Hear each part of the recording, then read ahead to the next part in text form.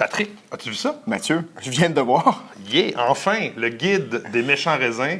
Alors, c'est la toute première édition. On est content, on est très content. Ah, il était temps. Il était temps. Dans ce guide-là, 5,20 pour la cabane à sucre, 5,20 pour manger des plats épicés indiens, 9,20 pour accompagner votre pizza pendant votre déménagement. Nous, ce midi, on va vous en présenter 5, 20 simples pour aller avec différents types de pizzas que vous pouvez commander. C'est parti. Méchants raisins. Margarita, Alors, la pizza traditionnelle. tomate, fromage, sauce tomate. Là, j'ai choisi un vin blanc qui n'est même pas italien, qui est portugais. Adega de Pegoes. Pegoes. Ah, tu le prononces, ton portugais. Parfait. Impeccable. Alors, c'est un vin blanc qui est un coup de cœur du guide des méchants raisins. Très que bon. Vous allez vous Chaque procurer. année, je suis toujours étonné. Alors, on y va. Vas-y. On va expliquer pourquoi le Dis-nous vin donc, blanc ça. peut aller très bien avec la pizza. Parce que la pizza, c'est gras et il y a de la tomate dedans. Donc, c'est le gras et l'acidité de la tomate ensemble, ça peut très bien être coupé par l'acidité et le gras d'un bon vin blanc. L'accord est parfait. C'est vrai que ça accroche pas, hein? C'est Du bon. tout. Hein, Ça se marie super bien en bouche. On reste sur la margarita, la classique. Cette fois-ci, on passe en rouge. On vient de la Vénétie. Ouais, puis on est allé en Italie. Secco Bertani.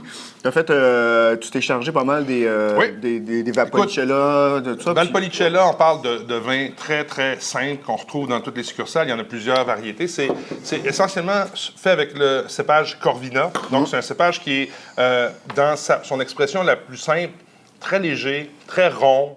Oui, quand même. Mais une belle acidité.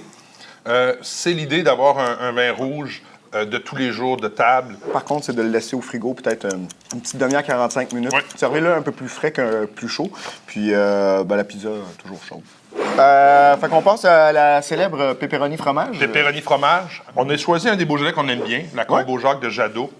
Toujours bien disponible réussi. dans toutes les succursales depuis énormément d'années. Mais les charcuteries, ça prend pas des vins qui sont tanniques, si vous comprenez ce qu'on veut dire. On veut pas des vins qui sont rudes. On veut des vins qui coulent. Et en France... Du glou-glou. Exactement. Du goût En layant. France, dans la région de Beaujolais, c'est une pépinière de vins qui coulent. Alors là, on Bien voit... huileuse, hein, bien graisseuse. Parfait, ça. C'est vraiment une bonne pizza pepperoni fromage. On ne dirait pas d'où on l'a commandé, mais c'est quand même très bien.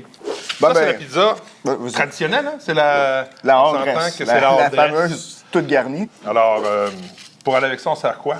Villaregia, vin du Douro, 10,55, une aubaine incroyable année après année, une qualité constante. Je suis toujours étonné. À l'aveugle, je suis toujours surpris. Ça me renverse tout le temps. La pizza hors dress, veut pas, ça goûte plus de choses. Parce que quand on croque dans le poivron, qui n'est pas tout à fait cuit, ça nous donne un côté végétal.